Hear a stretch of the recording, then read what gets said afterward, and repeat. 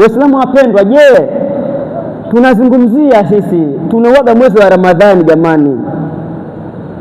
Je, tuko vipi sisi? Sisi tutakiwa tuwe rabbaniyin, watu wa kimungu sisi, tusiwe watu wa kiramadhaniyin, watu wa mwezi wa Ramadhani. Hapana. Haya tunayojifunza na haya tunayoyapata mwezi wa Ramadhani tunatakiwa tuendelee nayo baada ya mwezi wa Ramadhani. Istiqama, msimamo uwepo. Innal ladhina qalu rabbuna Allahu thumma saqamu fala khawfun alaihim wala hum yahzanun. Angalia kazi. Hakika wale ambao kwamba wamestamka wamesema kwamba rabbuna Allah, mola wetu ni Allah azza wa jalla, kisha wakawa na msimamo, hawa bana hawana hofu hawa katika maisha yao, wala hawana huzuni siku wakiondoka kwenda kwa mola wao.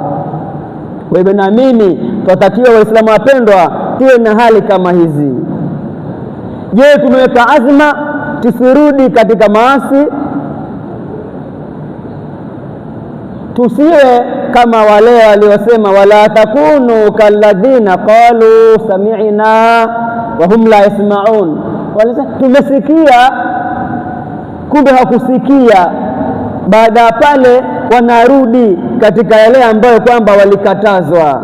Lakini waambiwa faya saadata man wafaqahu Allahu lisiyamihi, saada iliyoje kwa watu ambao Allah aliwafikia jamani kwa kufunga.